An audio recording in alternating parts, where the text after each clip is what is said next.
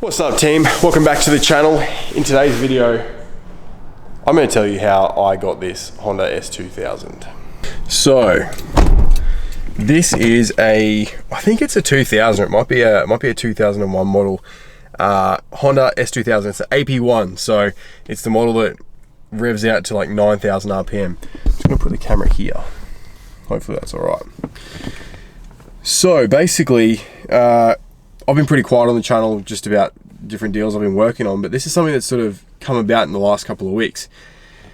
I was selling an S15 Silvia, and this guy had this S2000 up for sale, and he's like, "Oh yeah, do you want to swap for this?" I said, "All right, bring it around, have a look."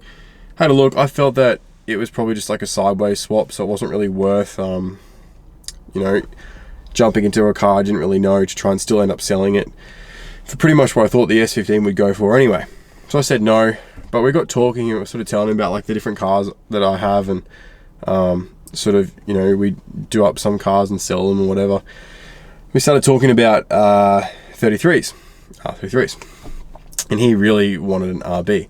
So, pretty crazy situation, but basically I was like, well, if I can buy you a 33 Skyline, would you swap the S2000?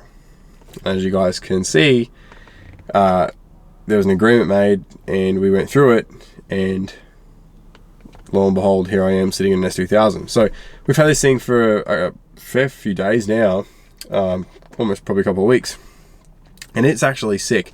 I used to have an S2000 like back in I think I had it in 2016 or 2017 after I moved back from the UK.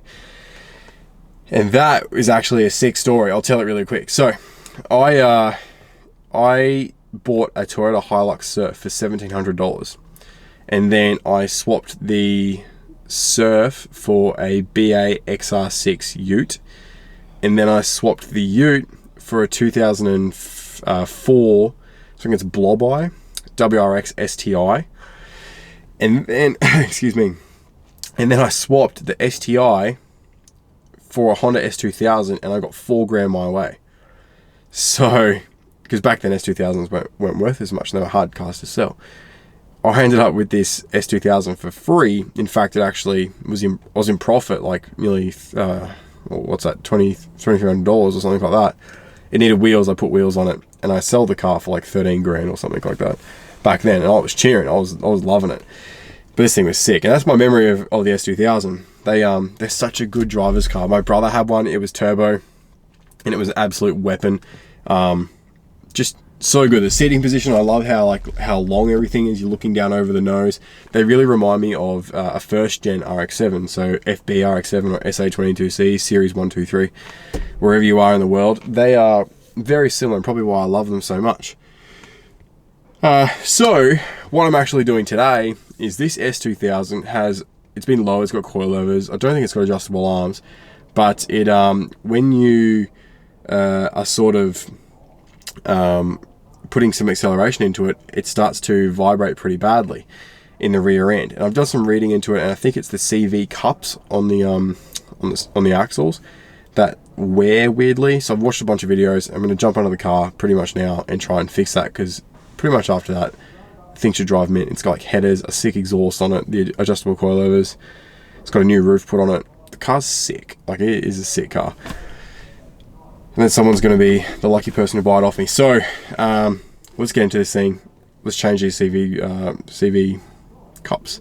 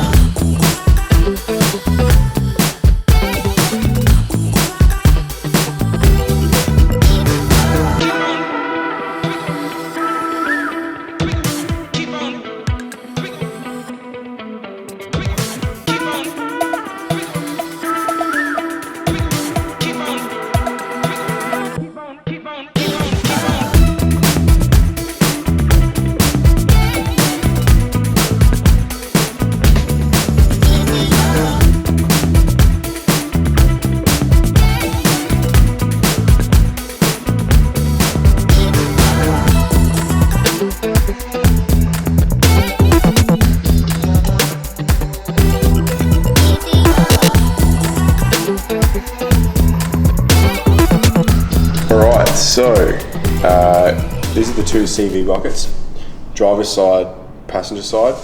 Apparently the CV boot grease gets dirtier because of there should be metal shavings in here. Once I clean this out, we'll see the chunks that have been worn down through here. So, I can't really feel it just yet, but let's clean this out and let's have a look what these things look like.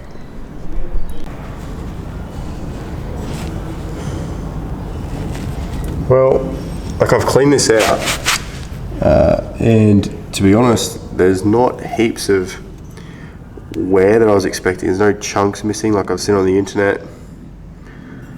But this guy, well, I'm watching a video at the moment, he's mainly saying it's the driver's side. But I'm wondering if it can actually be the passenger side causing some grief too. So let's have a clean of this and see if there's anything different in here. All right, we are back. We've got some grease. Time to chuck some gloves on. Let's pack this mother. This is like ultimate toothpaste. Passenger side, well, what came out as a passenger side, what came out as a driver's side. I'm gonna do the old switcheroo on these now and put them back in. And fingers crossed, I get a better results, or I get some results. Let's see what happens. Pretty much, let's see if I can get the camera up in there. Reinstalled the cups back into there.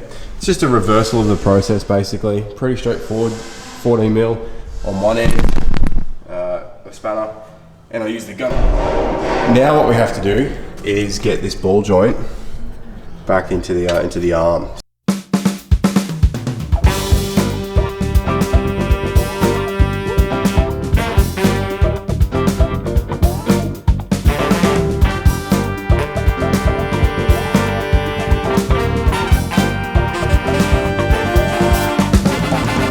Well, let's pull this thing out.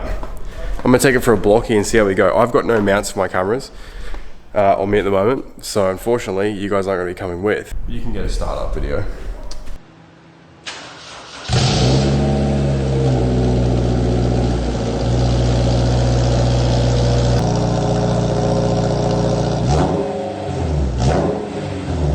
So that was a massive win. Took it for a burl around the block, and by switching the CV cups, it stopped the rattle. Really happy with it. The car drives super smooth now. So next things we want to do, potentially going to look at painting it, but I'm going to be selling this car, and I don't think long term it's going to probably really change the value of it, because I'm going to try and sell it for an attractive price. And we need to decide what we're doing with this. But that's a video for another day. I'm gonna go home to the kids. So I'll catch you guys in the next vid. Let me know what you reckon. Peace.